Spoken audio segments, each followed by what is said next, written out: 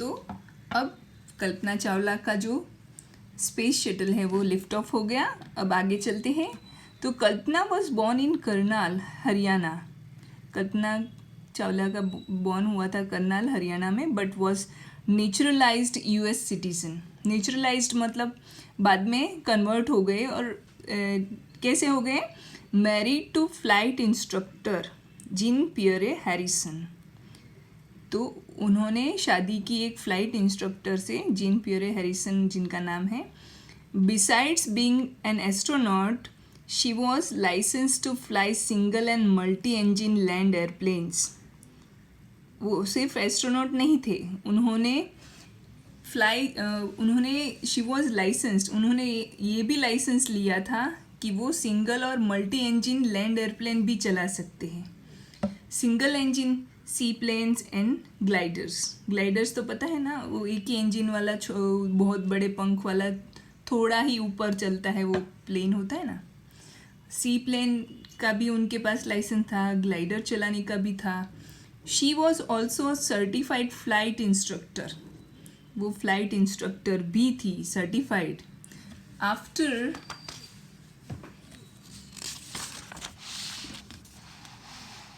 After qualifying as a pilot, Kalpana began to consider another challenge. अब उनके पास हर एक flying objects चलाने का लाइसेंस था। She became qualified pilot. उसके बाद उन्होंने begin to consider another challenges. फिर उन्होंने वहाँ से थोड़ा आगे चलने की सोची। Applying to NASA space shuttle programme, उन्होंने नासा के स्पेस शटल प्रोग्राम में अप्लाई किया। She was first hired as a research scientist. सबसे पहले उनको कैसे हायर किया गया? As a research scientist hire किया गया at NASA. In 1994 she was selected by NASA for training as an astronaut. अब 1994 में वो नासा में ही उनका सिलेक्शन हो गया एस्ट्रोनॉट की ट्रेनिंग के लिए। When asked what it was like being a woman in her field, she replied. जब उनसे किसी भी, मतलब हम क्या कहते हैं, वो जर्नलिस्ट होते हैं, वो तो कुछ भी सवाल पूछते हैं, तो किसी ने उनको पूछा कि बीइंग अ वुमन, एक लेडी बन के इस फील्ड में रहने में कैसा लगता है, मतलब। तो अब उनका क्या रिप्लाई है? I really never ever thought, मैंने ये कभी नहीं सोचा। वाइल परस्यूइंग माई स्टडीज़ और डूइंग एनीथिंग एल्स, मतलब मैंने जैसे जैसे वो पढ़ते गए, आगे बढ़ते गए अपनी स्टडीज़ में और या फिर दूसरी चीज़ों में, तब मैंने कभी ये इस बारे में नहीं सोचा कि मैं एक वुमन हूँ। That I was a woman और a person from a small city, या तो मैं वुमन हूँ या फिर मैं स्मॉल सिटी से आई हूँ, ऐसा कुछ भी मैंने नहीं सोचा, या फिर डिफरेंट कंट्री से आई हूँ। आई pretty much had my dreams like any one else and I followed them. मेरे भी कुछ सपने थे जैसे हर एक सभी लोगों के होते हैं, और मैंने उनको फॉलो करते हुए आगे चलती गई। And people who were around me, fortunately यानी सदनसीब से जो भी लोग उनके आसपास थे वो कैसे थे? Always encouraged me and said, जो हमेशा ही उनको एनकरेज भी करते थे और कहते थे if that's what you want to do carry on, मतलब तुम वही करो जो तुमको करना है। What you want to do carry on, जो करना चाहते हो उसी में आगे बढ़ो। Kalpana's first space mission in the space shuttle Columbia was 15 days, 16 hours and 34 minutes long. उनका जो पहला मिशन कोलंबिया था वो कितने टाइम का था? 15 दिन, 16 hours and 34 minutes का था। During this time she went around the earth 252 times. उनकी जो जर्नी थी उसमें वो अर्थ के अराउंड कितनी बार घूमे? 252 टाइम्स, ट्रैवलिंग 10.45 मिलियन किलोमीटर्स। वो जर्नी कितनी होती है? 10.45 million kilometres. The crew included a Japanese and an Ukrainian astronaut. जो क्रू था, जो उनका जो ग्रुप था, उसमें जापानीज भी थे और यूक्रेनियन एस्ट्रोनॉट्स भी थे. The crew performed experiments such as pollinating plants to observe food growth in space. तो वो लोग स्पेस में एक्सपेरिमेंट कर रहे थे. जो 15 दिन वहाँ पे वो लोग रुके थे उसमें उनके सारे एक्सपेरिमेंट्स चल रहे थे. उसमें एक पॉलिनेशन का था कि स्पेस में ये प्लांट्स जो होते हैं वो कैसे ग्रो होते हैं उसका. And test for making stronger metals and faster computer chips. और दूसरा उन्होंने क्या एक्सपेरिमेंट किया था, एक तो स्ट्रॉन्गर मेटल के लिए एक्सपेरिमेंट किया था, फिर फास्टर कंप्यूटर चिप्स के लिए किया था. All for a price tag of about $56 million. उनके जो एक्सपेरिमेंट्स थे या फिर मिशन वो क्लैरिफाई नहीं है, तो उसका जो टोटल जो प्राइस टैग था वो कितना था, $56 million का था. On the Saturday night when the news about the Columbia disaster broke, there was shock and disbelief. जब सैटरडे नाइट को कोलंबिया का जो डिज़ास्टर हुआ, जो ब्रेकडाउन हुआ, वो न्यूज़ आई तो सबको शॉक भी लगा था और डिसबिलीफ यानी मानने में भी नहीं आ रहा था.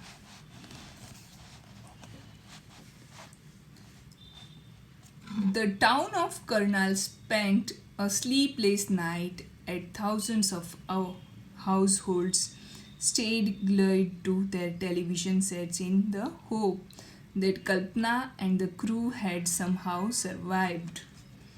मतलब कि जो उनका खुद का जो शहर है करनाल, जहाँ से वो बिलोंग करती थी, वहाँ के लोगों ने वो जो रात निकाली थी वो स्लीपलेस, कोई भी नहीं सोया था. Thousands of households stayed glued to their television. अपने glued यानी अपने टेलीविज़न से चिपके रहे कि कोई पॉजिटिव न्यूज़ आ जाए कि कल्पना चावला और उनका जो क्रू है वो कहीं पे कैसे भी करके कहीं पे भी वो सरवाइव कर रहे हैं, ऐसी एक्सपेक्ट करते हुए वो लोग टेलीविज़न से चिपके थे. A journalist wrote. अब जो जर्नलिस्ट ने जो न्यूज़ में लिखा था उसके बारे में. She was a heroine. It takes enormous ability to become an astronaut. Enormous, बहुत ही ज़्यादा. She was heroine. उनकी जो एबिलिटी थी, मतलब as an astronaut, to become an astronaut, उनमें बहुत सारी अच्छी एबिलिटीज़ थी. You need to know a lot about everything from biology to astrophysics to aeronautical engineering. मतलब जो लेवल पे वो थी उस लेवल तक पहुंचने के लिए आपको बायोलॉजी लर्न करना पड़ता है, एस्ट्रोफिज़िक्स लर्न करना पड़ता है, एरोनॉटिकल इंजीनियरिंग लर्न करना पड़ता है. In this age of super specialization you must have encyclopaedic knowledge to be an astronaut. मतलब आज का जो सुपर स्पेशलाइजेशन का जो टाइम है, सुपर स्पेशलाइजेशन का, इस एज में अगर आपको एस्ट्रोनॉट बनना है तो आपके पास एनसाइक्लोपीडियटिक नॉलेज यानी बहुत ही वास्ट नॉलेज होना चाहिए. हर अचीवमेंट इज़ इंस्पायरिंग. बहुत ही इंस्पायरिंग है, उसका जो अचीवमेंट है वो बहुत ही इंस्पायरिंग है.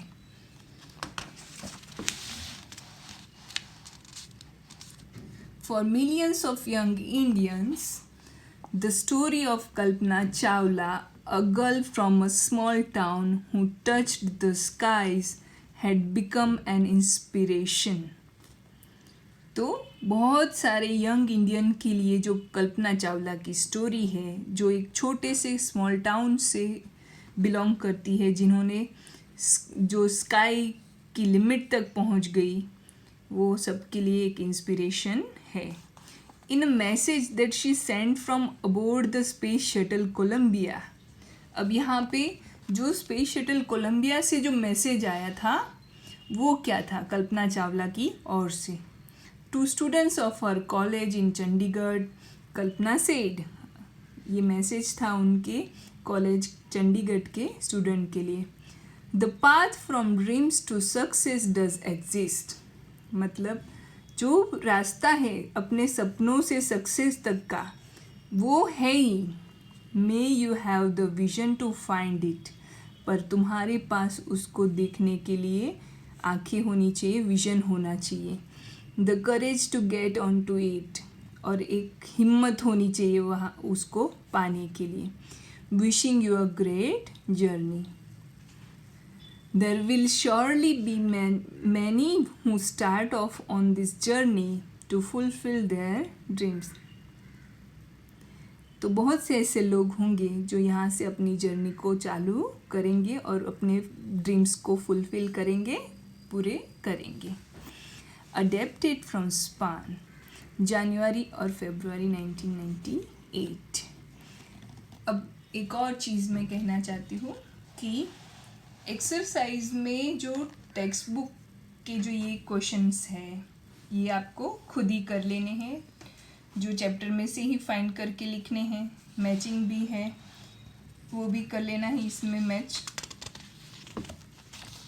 मतलब जो छोटी छोटी चीज़ें होती है, जैसे कि यहाँ पे आपको अन लगा के सारे ऑपोजिट्स करने हैं, इस तरह की चीज़ें आपको टेक्स्ट बुक में ही फिलअप कर लेनी है। और क्वेश्चन आंसर्स हैं और बड़े सेंटेंसेस वाली ये भी टेक्स्ट बुक में कर लेना है।